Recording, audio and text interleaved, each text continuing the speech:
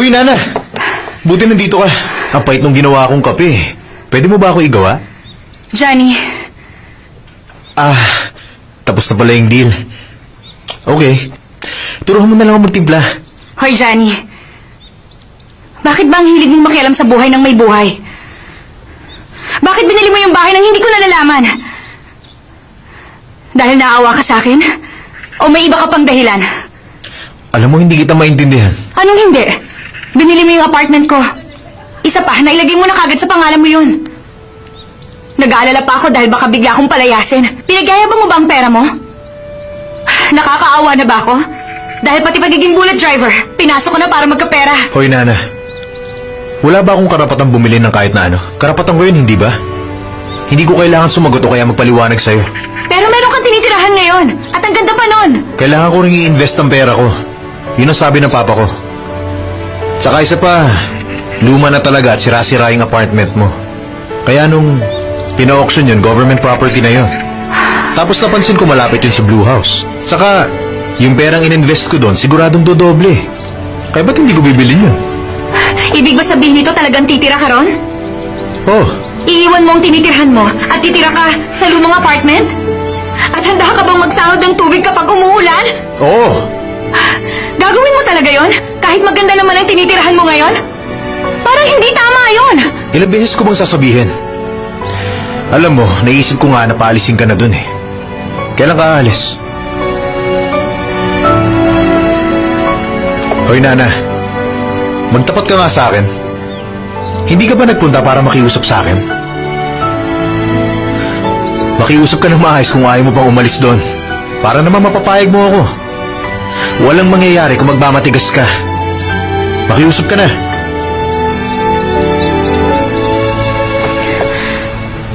Alam mo, sa tingin ko mali ang pagkakaintindi mo. Akala mo madidiktahan mo ko dahil ikaw na ang may-ari nun? Hindi mangyayari yun. Ang pinakaayaw ko sa isang tao, ginagamit ang pera para paglaruan ng iba. Aalis ako sa apartment. May iwan na kita.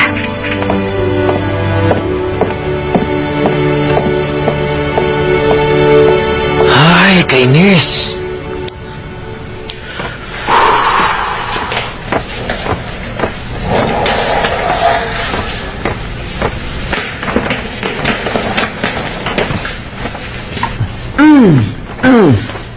Ano yun?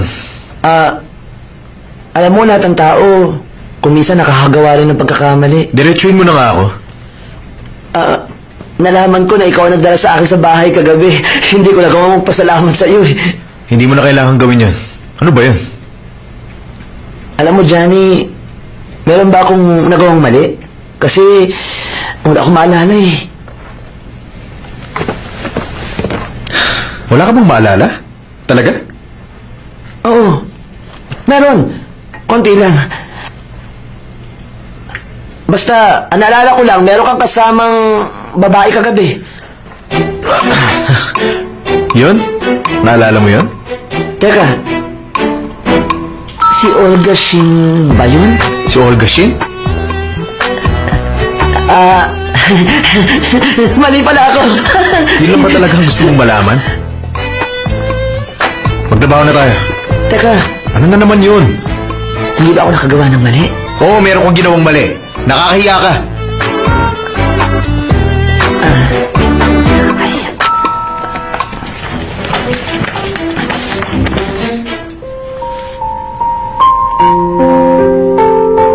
Agent Nana! Agent Nana Kim! Babantayan natin si Mr. Seo. Anong oras na? Baka malate na tayo, no? Tama ka nga.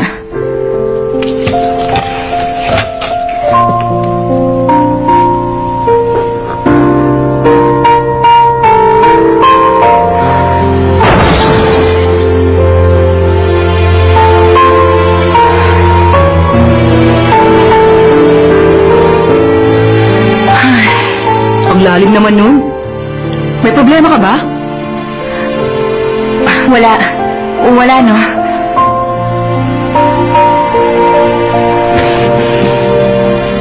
Siya yung nasa likod ko. Tinutukan niya ako at sinabing, bumaba ako kung gusto kong mabuhay. Oscar Lee at Randy Seo, parehong kinidnap at parehong nalagay sa panganib ang mga buhay nila. Terorista kaya ang gumawa nun? North Korea? Nabalitaan ko na matagal na magkaibigan ang dalawang yun. Hindi kaya yung City Hunter na naman yun? Tingin ko iba yun. Bakit niya dinala dito si Oscar Lee kung may balak pala siyang patayin yun? Ang gulo nun. Tama ka nga. Na-match na ba yung fingerprints ni Randy Seo sa sulat? Masyadong maraming fingerprints yung sulat kaya matatagalan ng pag-process nun. Ikumpara natin yung fingerprints na nakuha sa elevator at dun sa truck at sa mga nakuha sa sulat. Sa nakikita ko, posibleng iisang tao o grupo ang may gawa nito. May nakita mga polis na dalawang kahina-hinalang tao dun sa hotel building. Mukhang may kapansanan yung isa dahil iika-ikaro kung maglakad yun. Sir, kakaibang maglakad ang taong yan. Sigurado ka? Akala ko kaya hirap siya dahil umaandar ang bus. Pero dahil sa narinig ko, naalala ko na hirap talaga siya kapag naglalakad siya. Inspector Jiang, tingnan mo kung sinong may kapansanan sa binte mula 40 to 60 years old. Yes, sir. Inspector Kim, sabi mo yung ginamit niyang baril R-15 rifle, hindi ba? Oo, nalaman namin yon mula sa ballistic test. I-check mo sa immigration records kung merong nagmamatch sa profile sa mga nanggaling sa Amerika. Attorney, hindi kaya masyado marami yon? Basta kailangan hanapin yun.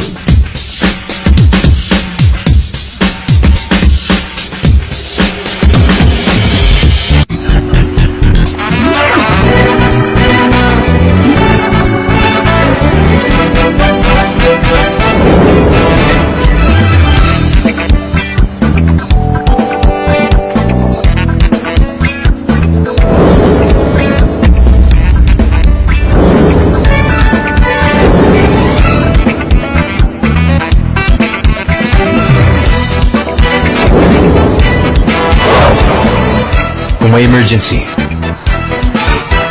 madali lang tumakas.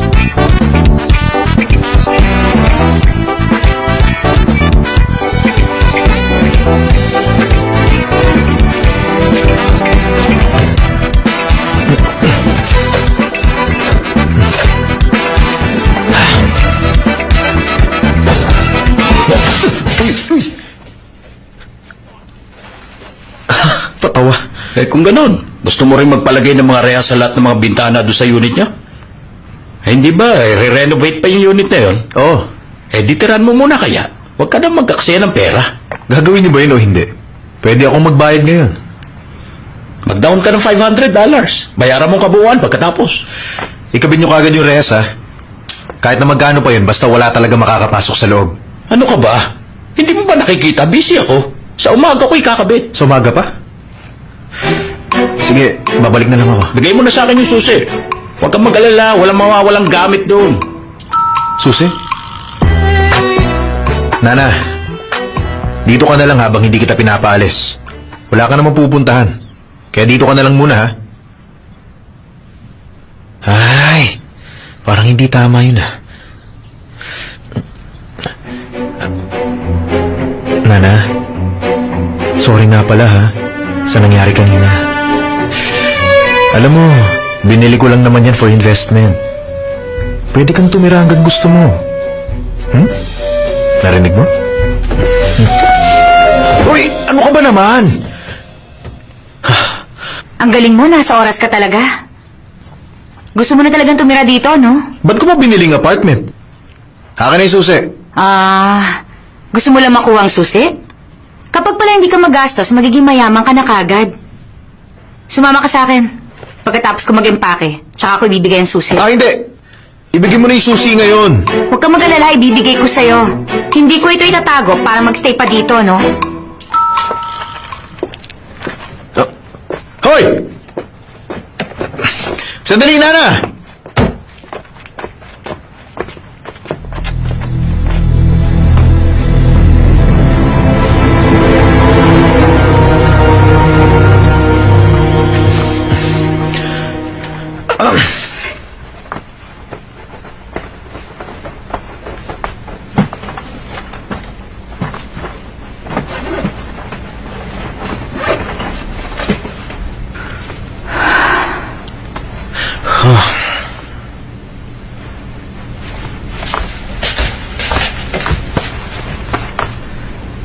Handsome man? Para sa akin ba to? Bakit mo pinakikialaman ang gamit ko? Kailangan ko ba magpaalam sa'yo? Mahalaga kaya sa akin to?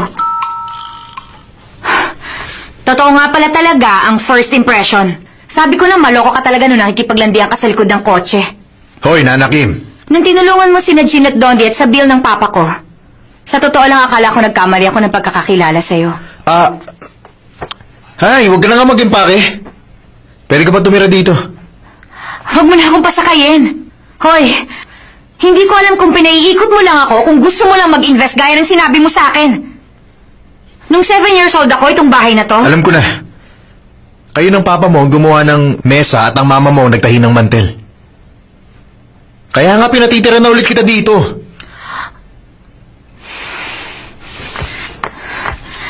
Iyan. Pakainin mo yan isang beses isang araw. Matalino yan, marunong pumunta sa banyo. Buksan mo lang yung pinto. Kapag nakahanap na ako ng matitirahan, kukunin ko rin siya sa'yo. Iiwan mo sa akin tong aso? Ayoko nga, no? Dahil pinaalis mo na ako dito, dapat mo lang gawin yan. Hindi ako papayag sa gusto mo. Ako may-ari nito. Ayoko nga. Bahala ka na sa kanya pag ininis ka, ha? Kukunin din kita, okay?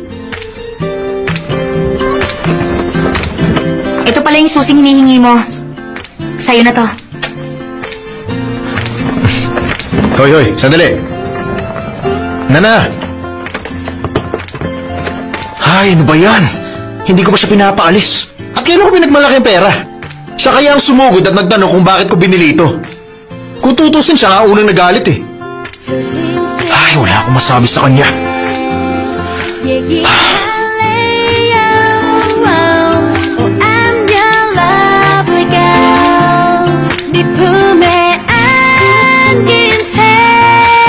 Bumaba ka na nga.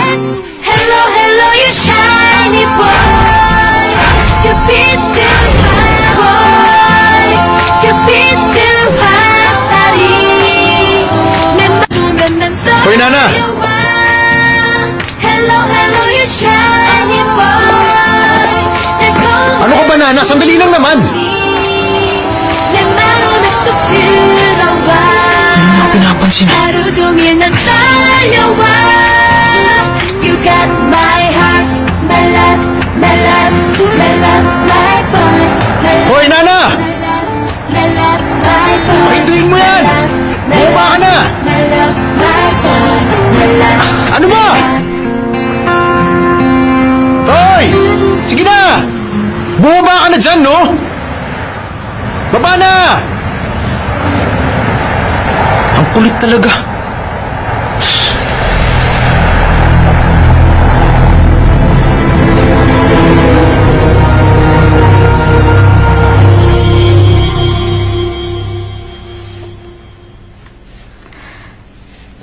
Papa, bakit parang mas pumayat kayo? Siguro dahil hindi ako madalas pumunta. Eh, paano kasi busy po ako ngayon? Bilang bodyguard, muntik na nga po ako mabaril eh. Papa, matatanggap niyo ba ang trabaho ko? Nasasaktan ako kapag nakikita ko kayong ganito. Sabi ng section chief, hindi raw ako mapagkakatiwalaan. Hindi raw ako qualified na maging bodyguard. Wala na akong sweldo. Tsaka, iba na yung may-ari ng apartment.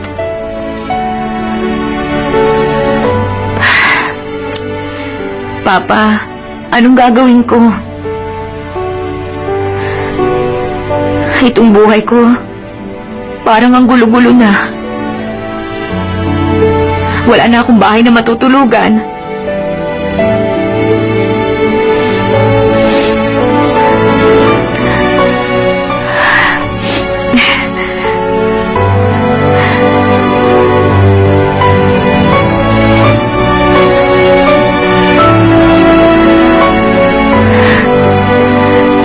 Pero salamat sa may-ari nito, buhay pa ako. Akala ko mamamatay na ako. Nakakatawa.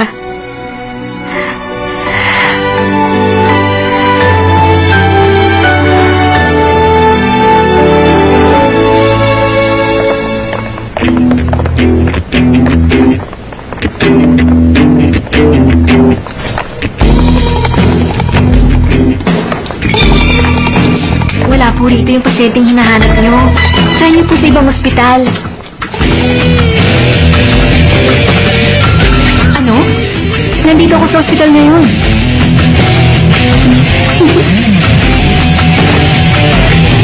Talaga? Hello? Huh? Sorry kung naistorbo kita, ha? Tatawagan na lang kita ulit. Ano ba yan? Sorry. Alam kong nagulat ka sa paglapit ko. Nakikita mo ba yung lalaking yun? Alam mo ba na patay talaga siya sa'yo? Huwag mo muna siyang tignan. Napakagwapo niya talaga. Siguradong hindi ka magsisisi. Kung okay siya sa'yo, iyayin mo siya mag-coffee. Kung hindi naman, okay lang. Huwag mo na siyang pansinin.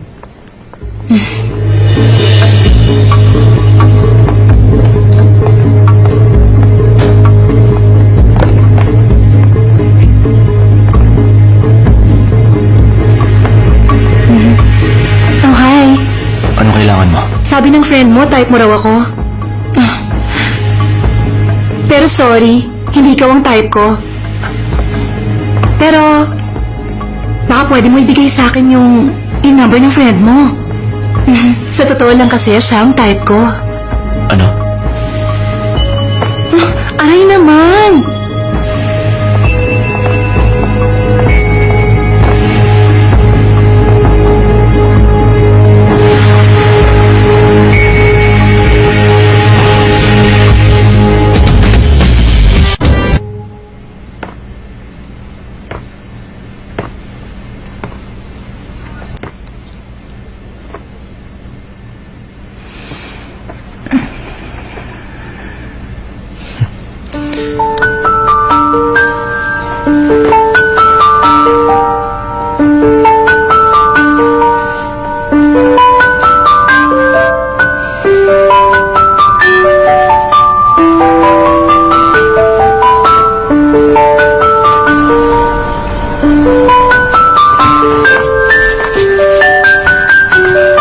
Ikaw, dapat tumatahol kapag may dumarating, ha?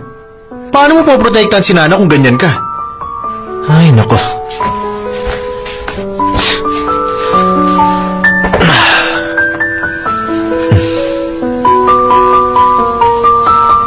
Ang labo naman.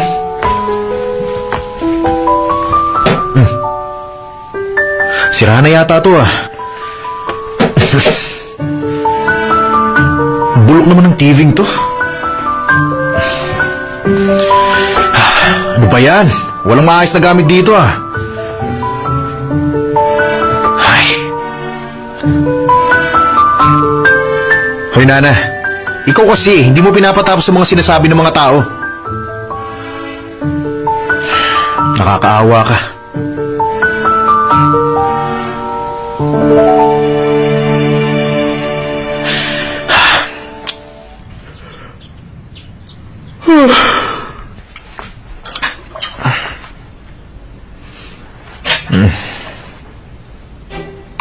Ano ba yan? Ay.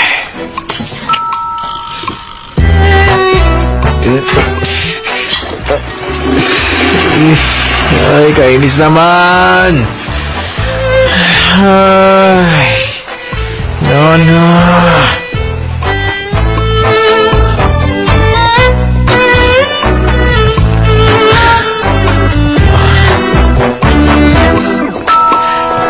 Oh, eto. Hoy! Bakit mo naman pinapabayaan yung apartment mo, ha? Lahat ng mga gamit doon puro sira. Alam mo, dapat matuto kang mag-adjust. Hindi yung bahay ang mag-a-adjust sa'yo. At bakit sira yung flush ng toilet mo? Kailangan ko bang buksan yung tank para lang i-flush? Pati yung gripo sa banyo, lakas ng tulo. Nilagay ko sa hot yung tubig pero sobrang lamig yung lumabas dun sa shower. Anong ina-expect mo ron? Eh, sobrang luma na talaga nun. Ayoko na sana magalit ng maaga. Kunwari hindi tayo nagkita, ah. Pwede ba yon? Uy, nandito ka pala, Professor Lee. Good morning. Alam mo, nakakatuwa ka, ha? Dahil napakabait mo talagang tao. Sorry sir, meron na may-ari nitong kape.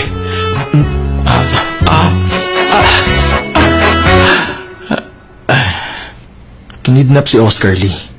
Si Randy sa'yo, kamuntik ng mapatay. Ano kayang kinalaman nun sa lahat ng mga nangyayari? Magdamasal ka muna bago ka magtrabaho. Nagtatrabaho tayo para mabuhay, no? Sila ni Seo, pati ang City Hunter, malamang kumakain ng almusal nila ngayon. Hindi pa rin kilala kung sinong gumawa ng sulat. Kung hindi natin malalaman kung sino, baliwala ang ebidensya. Relax ka lang, no? Tuwing tatawag ako sa NIS, sinasabi nila masyado tayong nagmamadali. Attorney, nakita na namin yung nag-hack sa system ng Blue House. Talaga?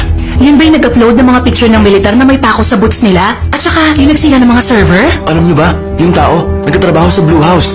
Nasa National Communication Network team yun. Expert sa computer nandun, di ba? Pero hindi gawa ng expert ang ganung style. Overloading then hacking the system is an old-fashioned method. Baka may kinalaman yun kay Oscar Lee. Inspector Kim, kumuha ka ng search warrant. Okay, sige. Si Oscar Lee, Randy Seo, yung pictures na may pako sa boots ng militar, siguradong konektado ang mga yun. Tama. Hi, ako si Prosecutor Jiro Kim. Sino dito si Anton Go?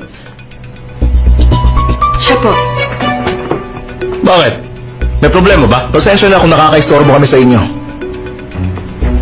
Mr. Go, alam mo na kung bakit kami nandito. Dahil nilabag mo ang Article 71, ang Batas sa Information and Communication Network. Kailangan mo sumama sa amin. Hinuhuli niyo si Anton? Inspector Jam. Tayo na. Ha? Dali na, tumayo ka na dyan. Aalis na kami. Teka, sandali lang. Pwede mo bang sabihin kung anong nangyayari? Ginamit kasi ng hacker yung computer ni Mr. Anton Go sa bahay niya. Nag-match ang IP address. Kinuha na namin ang computer niya to inspect it. Wala siyang ginagawang masama. 2 minutes lang naman nawala yung internet. Hindi lang naman kasi yun. Yung pag-atake, yung sulat, pati na ang nangyaring pangahak. Lahat yun, sabay-sabay namin iimbestigahan ngayon. Kaya kami nag-issue ng arrest warrant. Atake? Sulat? Pangahak? Wala nang ginagawang masama eh.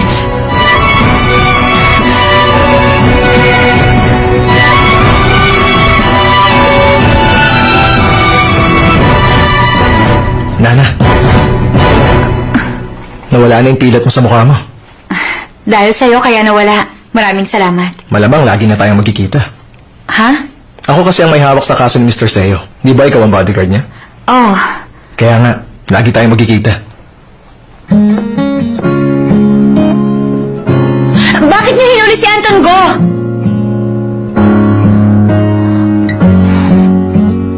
Nung una pa lang, iba na ang tingin ko kay Anton.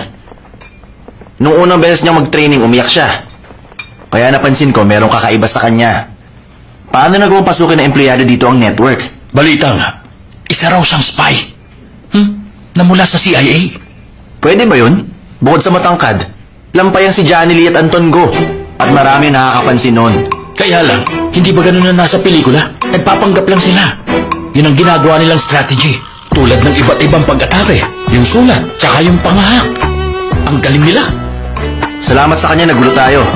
Pati ID chinecheck na ngayon bago makapasok dito. Sinabi mo pa, pati kotse ko, chinecheck na rin. Maliban sa network natin, hindi na natin magagamit ang internet. Nagdagdag sila na firewall. Dahil sa isang tao, pati tayo kailangan magdusa. Dapat i-background check na maigi ang tao. Hindi niyo dapat ginagawa to. Bakit? Ano problema? Maupo ka na. Hindi tamang pag-usapan ng taong wala dito. Alam niyo naman na masama yan. Kahit ganun si Anton, alam natin na meron siyang master's degree. Sabihin na natin, hindi lahat ng tao gusto ang pagmumukha niya. Pero sinisiguro ko naman na mabait talaga si Anton. Alam ko dahil nararamdaman ko yun. Hindi tama na magsalita ng kung ano-ano kung hindi niyo alam ang totoong nangyari. Mauna na ako sa inyo. Agent Kim, tara. Hindi pa ako tapos.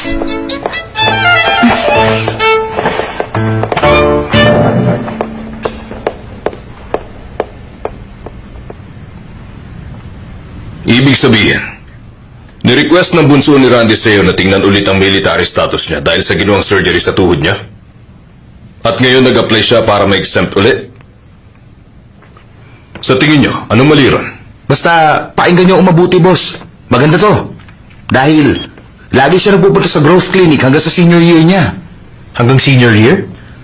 Mukhang nakatulong sa kanyang pagpunta-punta ron. Nasa basketball team siya. Hindi mo siya gaano matangkad. Mga ganito lang. Paano siya nakapasok sa basketball team? Kung sa bagay, amateur lang yun. Tapos, Tapos, isang taon pa lang niya sa college, nagka-depresya siya sa tuhod kaya exempted siya sa military hindi tayo training. doktor, hindi natin maiintindihan yan. Sandali lang. Ano yan, ha? Hindi pareho ang hugis ng binte. Diyan mukhang magkapareho. Nagbabago ba ang hugis yan makalipas ang ilang buwan? Siyempre hindi! Magkaibang pasyente yan. Noong nagpatingin siya, pinakita niya itong may tama sa tuhod. Inoperahan ng normal niyang tuhod. Sa madali salita, panluloko. Ligtas na siya sa military service. Mismo! Ginamit ng dating Minister of Defense ang position niya para maging exempted sa military service ang anak niya. Johnny, alam mo dapat talaga tinapos na natin siya. Dahil dyan sisiguruhin kong mahuhuli ang taong yan. Papa, ipaubayan niyo sa akin to.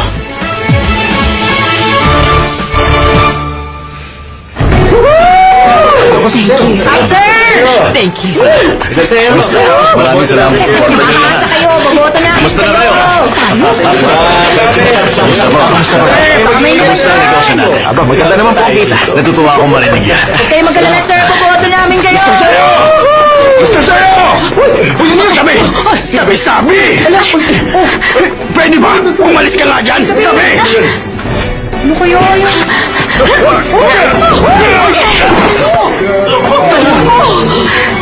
Aray ko! Ang likod ko!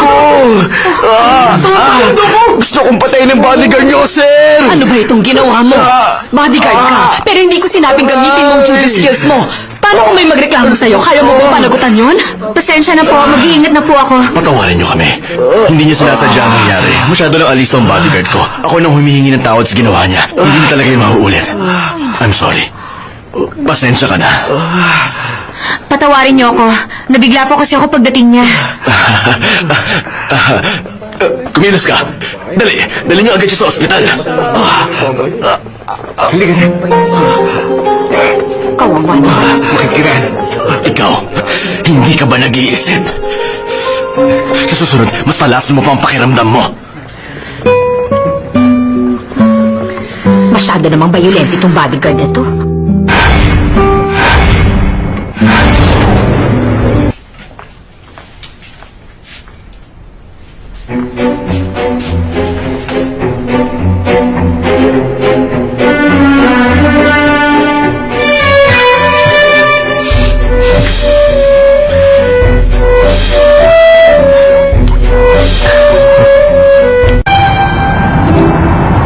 Sa tingin mo, anong isusulat ng reporters ngayon? Paanong nagawang saktan ng bodyguard ang isang sibilyan sa harap ng mga tao?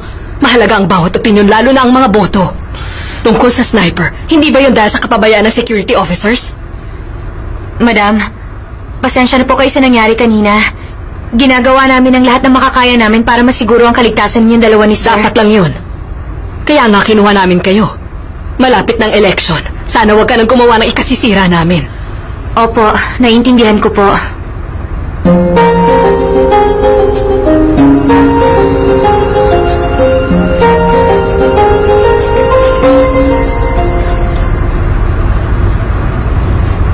Linisin mo dumi ng aso.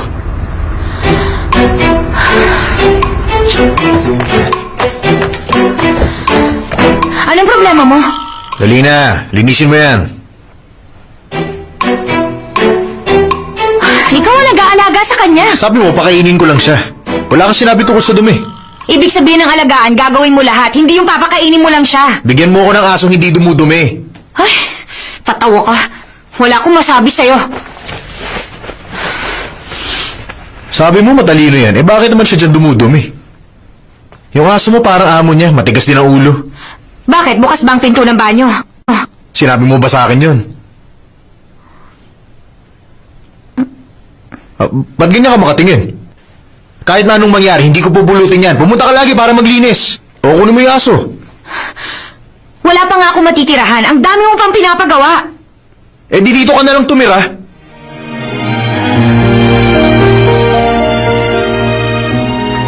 Huwag ka nga nagbibiro ng ganyan. Hindi kaya ako nagbibiro. Huwag mo ako lokohin. Paano tayo magsasama dito? Siguro niloloko mo lang ako. Hoy, sira ang electric fan, yung flush ng toilet at tumutulo ang gripo. At hindi ko makita yung palabas dyan sa TV mo, no? Ayusin mo nga yan. Eh, bakit ako? Binili ko to para ipa-renovate na. Pero lugi pala ako. Huwag ka na magbayad ng renta. Pero magluluto at maglilinis ka. At saka yung CR, shower, gripot yung TV, dapat maayos mo yung lahat. At kung may pera ka na, bilhin mo to sa akin sa parehong presyo. Okay na ba yun sa'yo? Siguro naman wala ka na problema sa mga sinabi ko. Ayaw mo? Hindi naman sa ganon. Yung magkasama tayo sa isang bahay, parang... Aha, nag-aalala ka sa akin. Marunong ka ng judo, hindi ba? Tama? Sa tingin mo, gagawin kita ng masama? Alam ko kung anong gagawin mo sa akin kapag ginawa ko yun. Hindi ako tanga. Ayoko rin naman na bugbugin mo ako, no? Gagawin ko talaga yun. At isa pa, matagal ko nang alam na... Cup B ka. Hindi ko pinapansin ang mga babaeng maliliit pa sa Cup C. At alam ko na, ayaw mo rin naman sa akin. Kaya sigurado kung hindi ka rin gagawa ng masama sa akin, kaya ano pa bang pinoproblema mo? Hindi ba? Aba, mukhang ayaw mo pa rin, ha? Kalimutan mo na nga. Sandali. Bigyan mo ako ng oras para pag-isipan ito. O sige, go.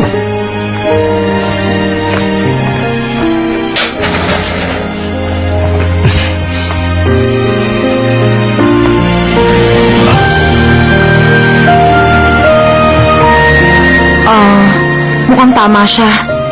Ayaw niya sa akin. Ayaw ko rin sa kanya. Eh di walang masamang mangyayari.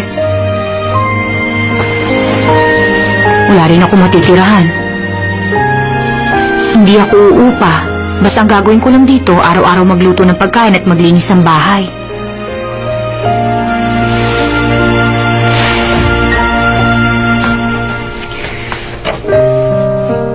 Ma, Pa, hanggang mabawi ko lang itong bahay. Huwag kayong magagalit, ha? Pumikit na lang kayo.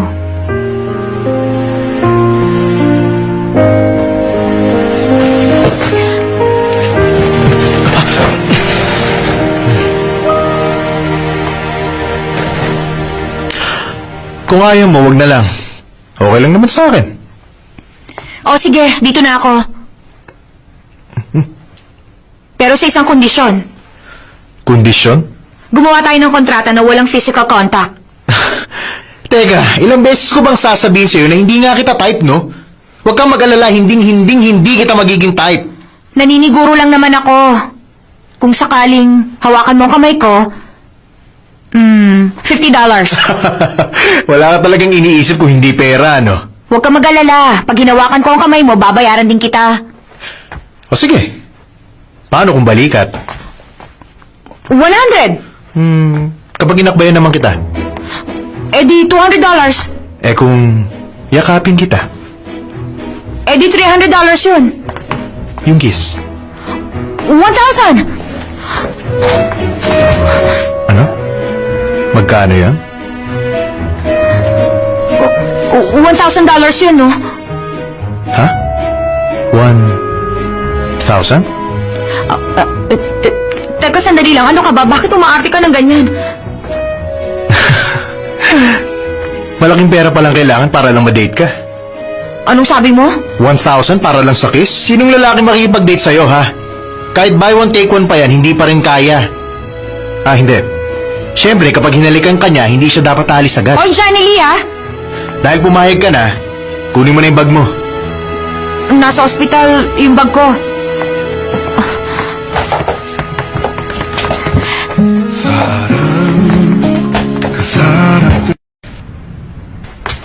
Kapag nalaman to ng papa mo, sigurado mapapagalitan din ako. Nasa panganib si Nana, kaya babantayan ko siya. Talaga? Paano mo nasabi? May lalaking sumusunod sa kanya. Alam ang bahay ni Nana. Hindi siya ordinaryong lalaki. Paano kapag nalaman ng mga tao ang identity mo? Huwag kang mag-alala. Hindi ko ipapalam ang identity ko. Ay, kahit anong gawin ko, hindi mo panatag ang loob ko. Ikaw na magdahilan kay Papa. Timbrihan mo ako pag nalaman na niya. Alam ko na, basta mag-iingat ka lang. Johnny, kapag sinubukan mo hawakan si Nana, kahit sa buhok lang. Hindi ko kaya siya type. Teka lang. Ano mo ba talaga si Nana, ha? Hindi ko siya kaano-ano. Dala ka ng sea urchin. Pagsaluhan nyo ni Nana. Yung mackerel, buy one take one. Kaya bumili rin ako. Magdala ka rin nun. May alimango din. Masarap yun. Dalhin mo na. Ikakasal na ba ako? Ba't ganyan ka? Basta, gawin mo na lang sinasabi ko. Sino unang gagamit ng banyo? Eh sino pa? Eh di ako. Para naman malinis mo pagkatapos kong gamitin. Para laging malinis to pag ginagamit ko. Isa pa, linisin mo yung dumi ng aso ha. 처음인 걸 마법에 걸린 것 같아 널 볼 때면 쿵닥쿵닥 설레는 말 Nana? 끝까지 Ano yun? Meron ka bang pambahay dyan? Wala akong dalang pajama eh. Yung luma mong judo uniform pwede na. Ang laki-laki ng maleta mo, hindi ka man lang nakapagdala ng pantulog mo. Sandali lang. Lahat naman ng tao nakakalimot. Alam mo kung naging perfect ako at nasa akin na ang lahat. Siguradong hindi mo ako matitis at saka... Aray ha? Nana, pairam naman ng belt. Hindi mo pa sinama yung belt. Pairam nito ha. Oh! Hindi pwede to! Bakit? Hihiramin ko lang. Hindi nga pwede. Hello, hello, you shiny boy Ito na lang. 그 화살이 내 마음에 꼭 들어와 너를 보면 난 떨려와 Hello, hello, you shiny boy 달콤한 웃음 Ako nang gagamit ng banyo.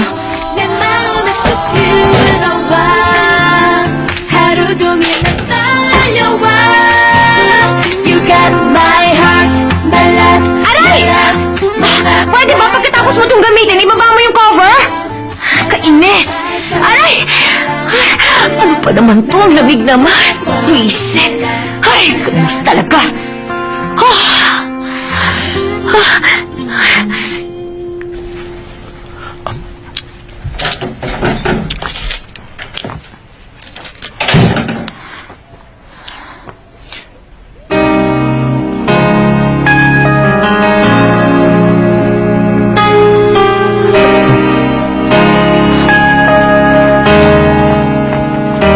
Oy!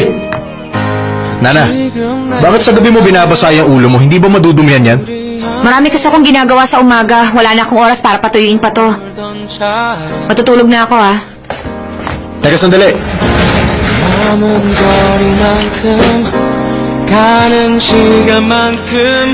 Baka gusto mong manood ng TV. Tatangan manood mag-isa eh.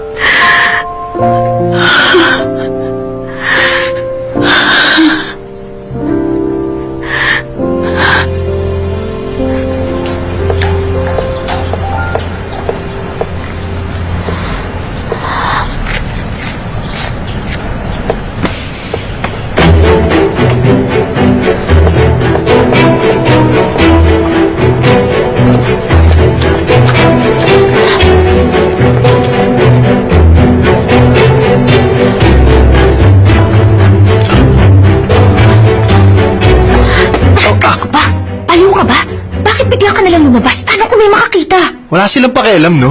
Patawa ka naman eh. Alam mo, matagal na ako nakatira dito, kaya maraming nakakakilala sa akin. Ganito ang gawin natin, ha? Doon ako dadaan sa kabila. Tapos, ikaw naman, doon ka sa kabila dadaan. Maliwanag ba? Sa iba ka dadaan? Hindi ba mas malayo yon? Sa kabilang station na ako sasakay, okay? Wow, nagawa mo na bang magpatulog ng lalaki noon? Ha? Nagdududa na ako sa'yo, ha? Sino ka ba? Huwag kang maingay, baka may makarinig sa'yo. Sino ka ba talaga? Ay! Magbilang ka ng 20 bago ka sumunod, okay?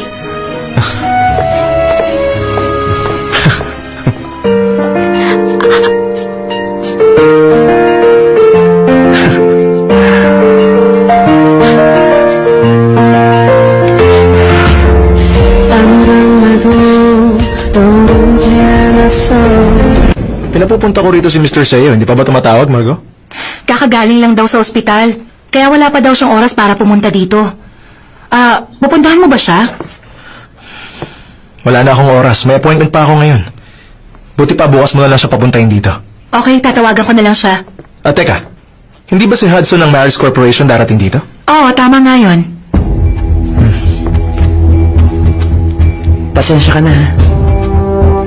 Dahil nagulo kayo. Kung nag-aalala ka, bakit mo ginawa to? Bakit hindi ka nagtapat sa prosecutor? Alam kong hindi ikaw ang gumawa nun. Ako ang gumawa nun. Lahat tayo magaling, huwag ka na magsinungaling. Hindi na ginagawa ng expert yun. Luma na ang ganung paraan. Alam mo bang nagtapat ka sa akin nung lasing ka? Dahil sa pako sa boots, nagkaroon ng impeksyon ng paa ng kapatid mo kaya pinutol na lang yun. Naniniwala ka na wala akong ginawa. Magsabi ka na ng totoo sa prosecutor. Makahanap lang ako ng ibang trabaho, okay na ako. Paano ang kapatid ko? Mahilig siya sa taekwondo. Sira na ang buhay niya. Pangarap niya magtayo ng dojo, magturo sa mga bata ng taekwondo. Dahil sira ng swelas ang boots niya. Ayaw din na palitan niyo ng bago kaya na-infeksyon ang paa niya. Lahat ng committee members ng Department of Defense hindi yung pinansin.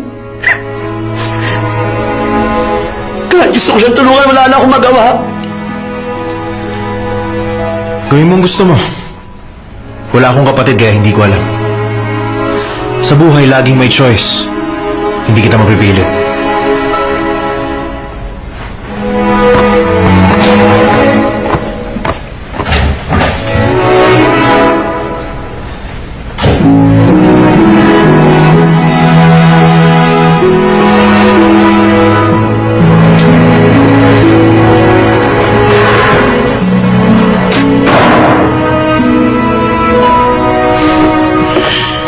Ang pagiging magkapatid nyo, nakakainis na. Oo, nalulungkot ako dahil sa nangyari sa paa mo. Pero wag mo idamay ang kuya mo. Gusto mong sumuko na rin siya? Hindi siya nakikinig sa akin. Wala ka bang bibig? Nung nangyaring insidente, naroon sa Blue House si Anton. Kapag nalaman nilang ikaw ang gumawa nun, siguradong kakasuhan nila si Anton ng perjury. Tama ba yon? Tungkol sa military boots, iimbestigahan na yun ng prosecutor. Magsabi ka na lang ng totoo.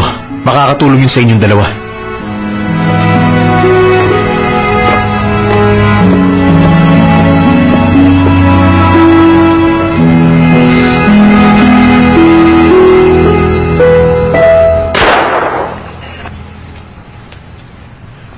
Bakit nakababa ang balikat mo? Hindi mo ba alam ang tamang tayo? Tumayo ka ng diretso, taas ang balikat, ibuka ang paa. Paano ka ba nakakuha ng PhD?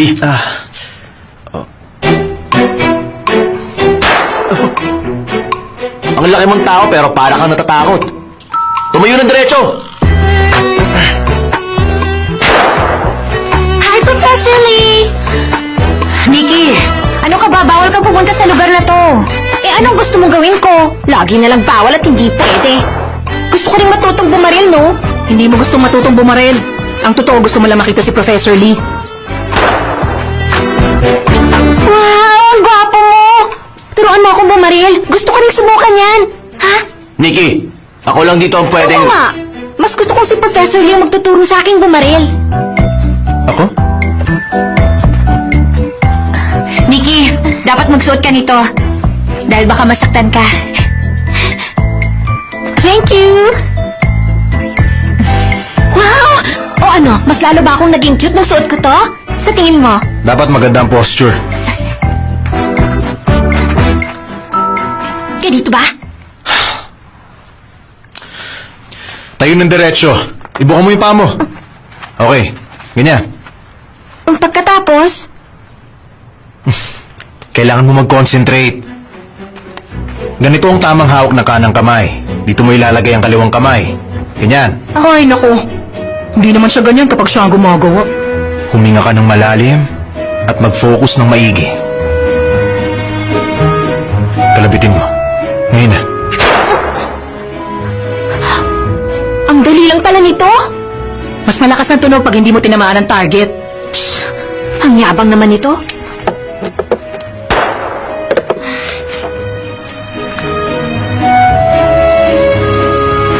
Wow! Tumama sa 10! Mukhang magaling akong bumaril ah. Sana isama na lang ang shooting sa ability test para makapasok na ako sa Seoul University. Alam mo, nagawa ko yun ng dahil sa'yo. Kaya, pwede mo ba akong turuan ulit? Ha? Ha? Tama, Sige ano pa na. ang kailangan gawin? Sige na. Ay, Pumayag ka pakigawa na. naman siya. Sige na, turuan mo pa ako. I'm here. Thank you. Sir, thank you for coming. Naghihintay na si Mr. Seye sa inyo. Tayo na po. Johnny, nandito na si Hudson. Sinalubong siya ng sekretary ni Seo. Kung naghintay pa tayo bukas, sasabit na tayo.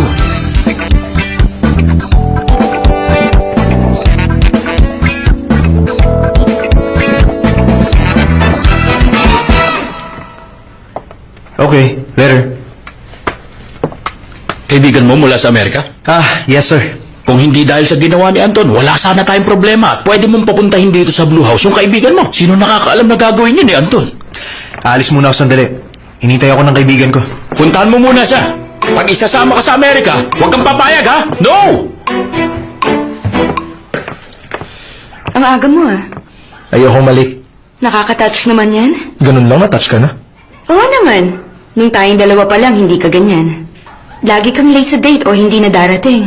Kaya pag on time ka, naiiyak ako. Hindi mo na kailangan malungkot. Yang tay, binili ko yan ng birthday mo. Talaga? Nakalimutan mo na? Eh di ba lahat naman ng mga tayo ko, ikaw ang bumili? Anong ibig mo sabihin? Hindi ka na nagsha-shopping mula nang nag-break tayong dalawa? Tayo na.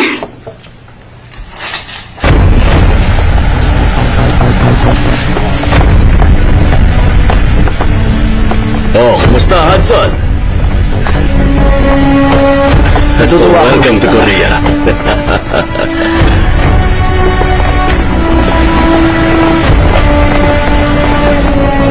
Weekdays na ang birthday party ng mga bata ngayon? Ang weekend kasi, Clarice, family time na yun.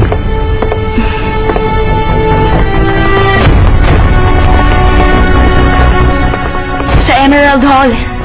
Saan kaya yan dito?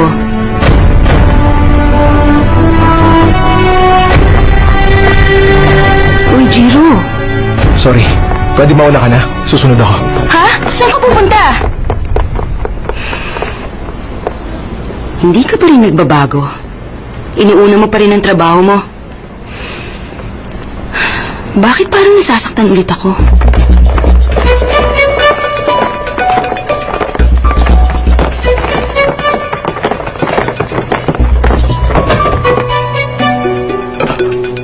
Prosecutor Kim, anong ginagawa mo dito? Kaya hindi kayo nagpakita dahil na-ospital daw kayo. Anong ginagawa niyo dito sa hotel? Alam mo, kaya ako nandito dahil sa press conference. Tapos nakita ko ang kaibigan ko. Teka lang, wala naman siguro akong obligasyon sa'yo na sabihin ang lahat ng mga ginagawa ko, hindi ba? Mr. Hudson, I'm Prosecutor Jiro Kim of the Seoul DA's office. Wow, prosecutor, huh? Prosecutor Kim. Maris Corporation better not make an illegal move or tax violations in its arms trade with Korea. Excuse me? I'm warning you. Don't look down on Korea.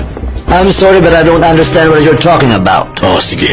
Dahil anak ka ng kaibigan ko, hindi na ako makikipagdiskusyon sa'yo. Tigilan mo na ito. Tama na. Kahit anong sabihin nyo, ang batas ay batas. Magkita tayo sa opisina ko.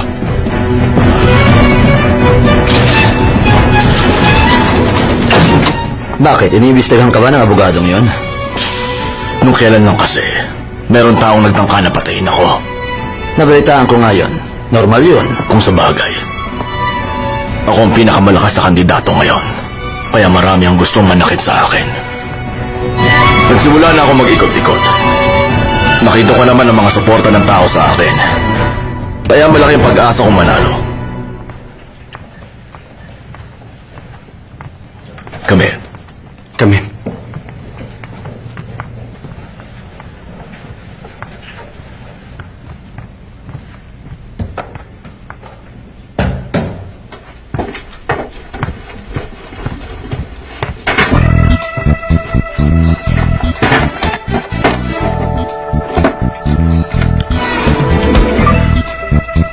Dindo, standby.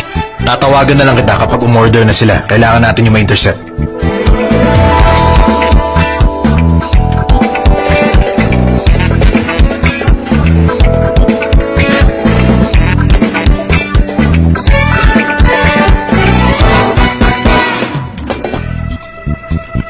Room service. Walang umorder. Ah, may tumawag eh. Yung foreigner. Umorder ng kape at saka prutas. Kaya nga ako nandito eh.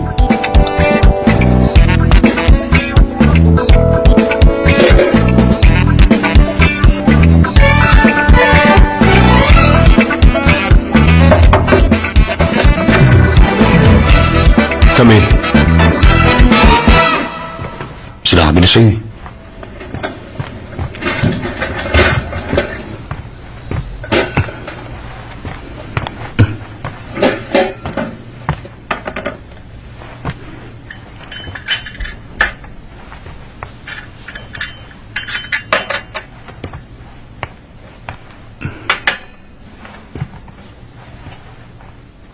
Sandali lang.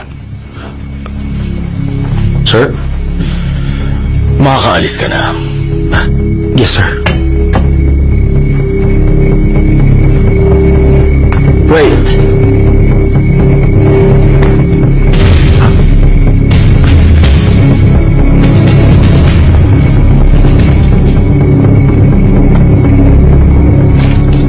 Thank you. You're welcome.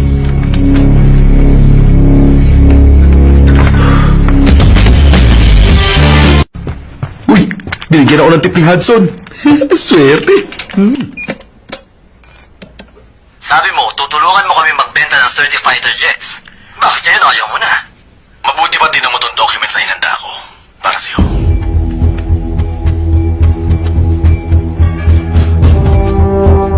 Alam mo, may mga depekto nakita at wala ni isang interesadong bumili ng fighter jets na binibenta mo.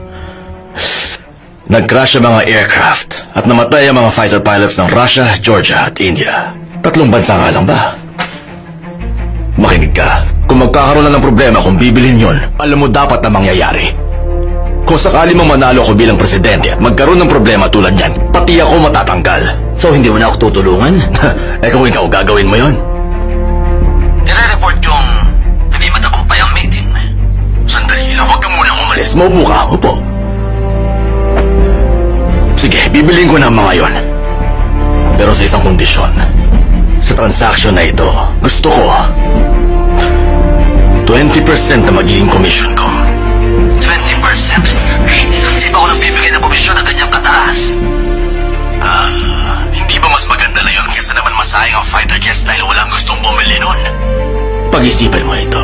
Isa sa sinasabi ko sa kampanya, ang itaas ang budget ng defense at bumili ng mga armas para sa militar. Yun ang dapat unahin. At saka, kapag nanalo akong presidente ng bansang ito, makikinabang talaga ang Maris Company mo. Narinig mo? Ayusin na natin ang kontrata. Baka magpresidente ka na. Magbago pa ang isip mo. Oo, sige. Isang bagay pa. Basta gagawin ko lang ito. Dahil malaki rin ang mapupunta sa akin. Kapag nanalo ako bilang presidente, hindi na talaga ako bibili ng mga low-quality weapons. Dahil bibili na ako ng mga armas sa iyo na maayos. Mga armas na matataas ng kalibre. Alam mo kung bakit? Kung ikukumpara sa iba, Mahal na mahal ko ang bansang ito, naiintindihan mo?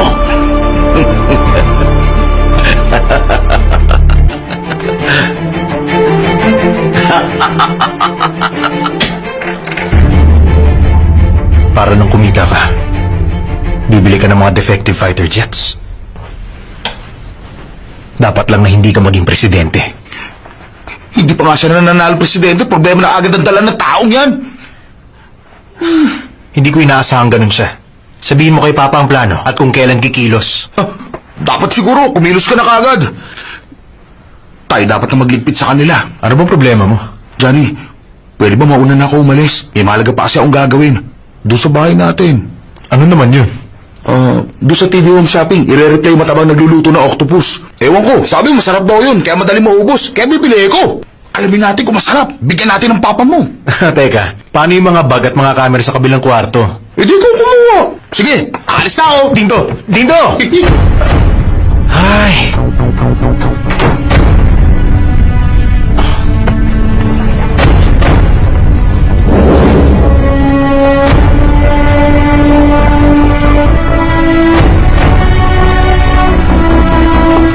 Sa tingin mo, merong mangyayaring masama bukas? Dahil sa nangyari nun, kailangan natin maging maingat ngayon. Hindi pa nahuhuli ang suspect. Hindi natin alam kung anong gagawin nila. Kahit anong gawin natin, tayo pa rin ang target. Ikaw, Agent Kim, iahara mo ba ang katawan mo para sa dumarating na bala? Oo naman. Dahil bodyguard tayo. Tapos ko namin check ito. Check mo na mabuti ang pader, ha?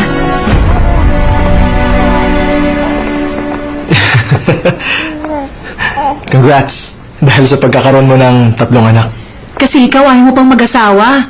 5 years na nakalipas. Bakit wala pa rin balita ngayon? Si Clarice, wala ba siyang sinasabi sa'yo? Clarice? Nandito ba siya? Hindi ko siya nakita.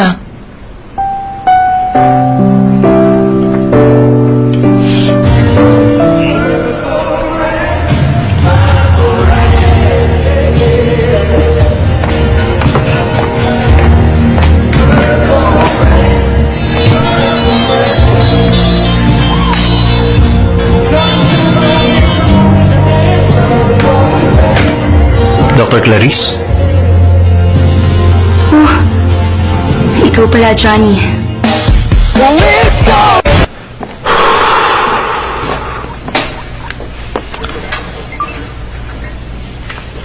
The subscriber cannot be reached. Please try your call later.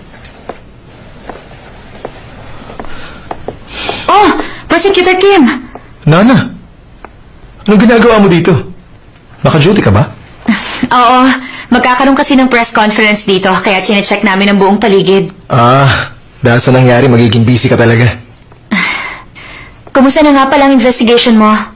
Ano ito? Prosecutor Kim, pati ba siya? Iniimbestigahan mo na rin. Hindi po, sir. Tinatanong ko po sa kanya kung kumusta na ang investigasyon nila tungkol sa nangyaring pag-atake sa inyo. Ganun ba? Tungkol nga pala sa attempted assassination. Malamang meron talagang galit sa inyo ang taong gumawa nun. Kaya iimbestigahan namin maigi. Pero para matapos yun agad, kailangan namin ng tulong nyo. Oo naman. Gusto ko nang malaman kung sino may kagagawa noon. Para maparusahan.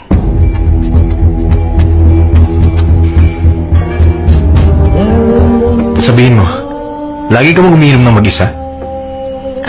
Hindi naman. May birthday. A-attend ako sa birthday party. Talaga? Natutuwa akong makita ka. Kaya lang kailangan kong pumunta sa party. Yung kaibigan ko, 3 na ang anak niya. Samantalang ako, wala pa rin hanggang ngayon. Dahil sa akin, kaya siya nakapag-asawa. Ngayon, maganda na ang buhay niya. At ako, hindi.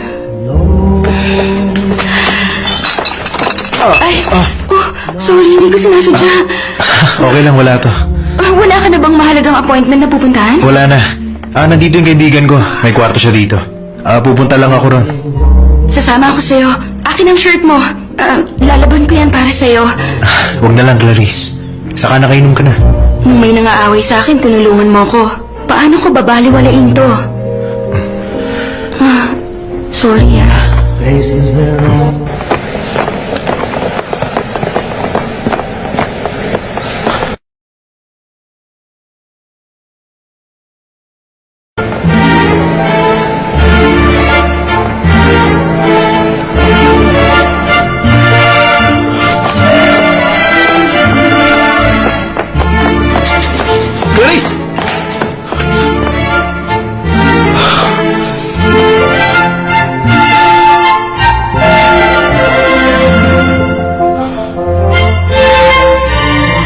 The 17th Grand National Party Presidential Candidate Press Conference.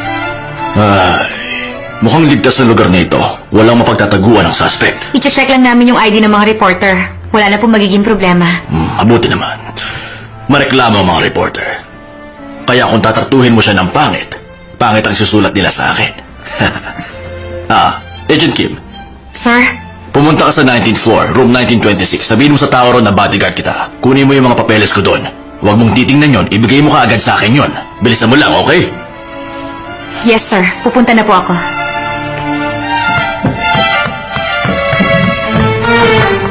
$1926? Huh? Oh? Ay, ang tanga ko. Kasasabi lang nakalimutan ko na kagad.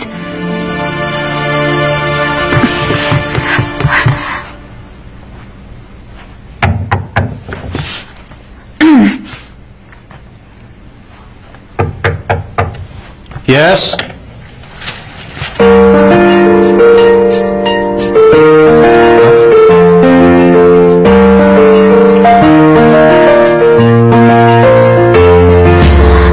아무런 말도 떠오르지 않았어 너의 얼굴 다시 볼 줄 정말 몰랐어 내 마음속 깊은 어딘가에 묻어둔 채